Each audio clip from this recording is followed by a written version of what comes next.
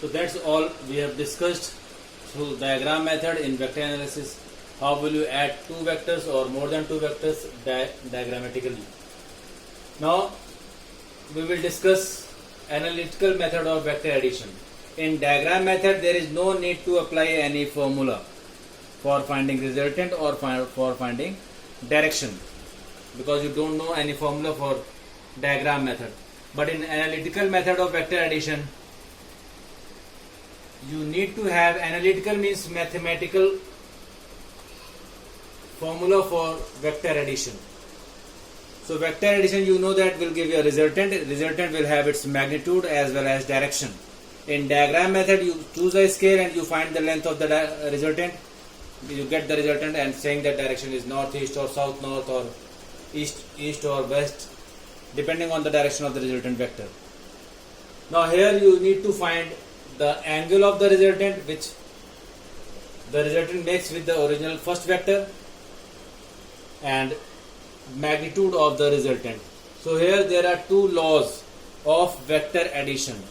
I have told you already that vector is the quantity which has magnitude as well as direction and follows vector law of addition. So here comes the vector law of addition. There are two types of laws. We have already discussed the triangle method of triangle vectors and method of parallelogram vectors. The same thing is converted into laws. The triangle law of vector addition. This is the first one. And the second one will be parallelogram law of vector addition. Derivation of the resultant magnitude and direction is same. Only the change is in the diagram. Now triangle law of vector addition. As you all know that in triangle vector addition you need to form a triangle. So here the statement is, if the two vectors are represented in magnitude and direction. I am explaining this law. If a vector is A and another vector is B and both are having some magnitude and some direction, taken in an order. In an order means first vector will be drawn, then the second vector will start from the head of first vector. This is an order. So if two vectors are represented in magnitude and direction by the two sides of a triangle taken in same order, vector A and vector B, then their resultant is given by the third side of the triangle taken in the opposite order. What is the meaning of opposite order? As you know that you are moving from O to P, then P to Q in adding the two vectors A and B. The resultant is always opposite in order, because in order means you need to form the resultant from Q to O, but here the resultant is forming from O to Q. This is the opposite order. So again make it clear, if the two vectors represents magnitude and direction of two sides of a triangle taken in same order, then the resultant is given by the third side taken in opposite order of the sides. Sides are moving along OPQ. The resultant will not move along Q to O, it will move along O to Q. This is the triangle law of vector addition. Now I need to find the magnitude of this resultant. You cannot use a scale here. You need to find you will be provided with vector A, magnitude of vector A and magnitude of vector B. You need to find the magnitude of resultant, magnitude of this resultant vector.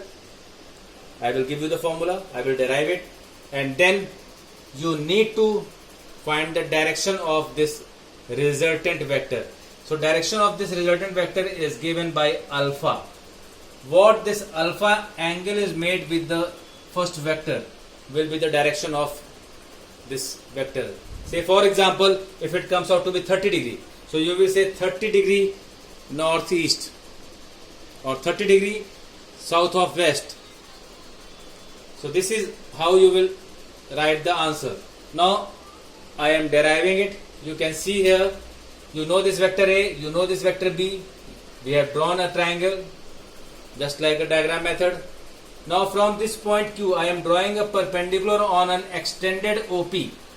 Extended OP means PE I have extended and drawn a perpendicular at E. This is vector A, this is vector B. This angle is angle between the two vectors. Commonly, everyone or book says that angle between the two vectors is theta. But this angle between the two vectors is basically angle between the direction of two vectors. What is the direction? You cannot say, because this vector is moving along east, this is moving along northeast. So direction is east and northeast. So angle will be this. You will not consider this angle. This is not possible. So angle between two vectors is always angle between the direction of two vectors. This angle is not possible here. So angle between the direction of two vectors, so I will define it in the end of this resultant. Now, as we draw the perpendicular, this triangle OQE will form a right angle triangle. You can see that triangle OQE. I need to find the magnitude of this resultant. That is, I need to find R, not vector. I need to find the value of R, that is magnitude of vector R, and then I will find the value alpha, that is for the direction of vectors.